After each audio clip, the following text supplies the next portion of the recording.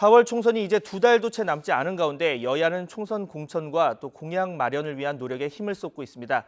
이와 별도로 보수 세력들은 오늘 오후 미래통합당을 출범할 예정인 가운데 호남을 기반으로 뭉치겠다는 바른미래당, 대한신당, 민주평화당의 통합 논의는 난항을 겪고 있습니다. 취재기자 연결합니다. 김주영 기자.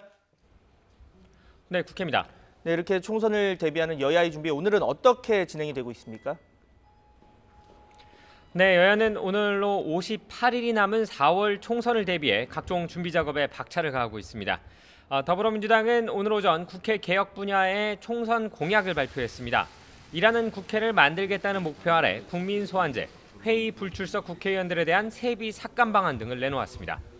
또 오늘부터 나흘 동안 현역 의원이 단수로 공천을 신청한 지역에 대해 추가 공모에 나서며 경쟁력 있는 인물 찾기에 나섰습니다. 자유한국당은 오늘도 공천관리위원회에서 총선 공천에 신청한 후보자들의 면접을 진행합니다. 이와 함께 내일 오전까지 통합 예정인 미래통합당의 이름으로 추가 공천 후보자들의 신청을 받습니다. 이들에 대한 면접은 이번 주 주말까지 이어질 예정이며 그 이후 다음 주 초쯤 단수 공천 지역, 경선 지역 등을 결정해 발표할 예정입니다. 네, 보수 세력이 모인 미래통합당 드디어 출범하는 거죠?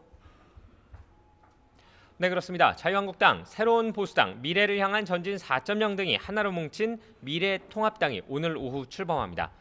지난 2017년 박근혜 전 대통령 탄핵 정국에서 분열됐던 보수 세력이 다시 하나로 묶인 것은 3년 만입니다. 통합당은 황교안 대표와 심재철 원내대표 등 기존 한국당 지도부에 원희룡 제주도지사, 이준석 새보수당 최고위원, 국민의당 출신인 김영환 전 의원, 김원성 전진당 최고위원을 추가하기로 결정했습니다. 오늘 출범식에는 각 당 핵심 인사들을 포함해 지지자들이 참석할 예정인데요. 관심을 모았던 유승민 새보수당 의원은 참석하지 않을 가능성이 큰 것으로 알려졌습니다. 네, 이런 가운데 호남을 기반으로 하는 바른미래당, 대한신당 그리고 민주평화당의 통합 논의는 무산 가능성이 커지고 있다고요? 네, 당초 오늘 바른미래당과 대한신당, 민주평화당은 앞서 마련한 통합 합의문에 대해 각각 당내 추인을 받고 이르면 오늘 안에 통합 선언을 할 계획이었는데요. 바른미래당 손학규 대표는 오늘 아침 당 최고위에서 합의문 추인에 대해 당원과 국민들의 의견을 수렴해야 한다면서 심사를 보류했습니다. 표면적으로는 의견 수렴이라는 이유를 내세웠지만 손 대표는 이번 달 28일까지로 자신의 임기를 못 박은 합의문에 대해 부정적인 것으로 알려졌습니다. 이에 따라 통합을 논의했던 각 당과 의원들은 다른 방안 마련에 나섰습니다. 일단 각 당 현역 의원들은 오늘부터 시작되는 임시국회에서 목소리를 내기 위해 오늘 오후 3시 합동의원총회를 열고 교섭단체 구성을 위한 논의를 진행합니다. 합당과는 다르게 국회 안에서의 의사결정 과정에서 교섭단체로서 목소리를 낼 수 있도록 한시적으로 함께 행동하는 겁니다.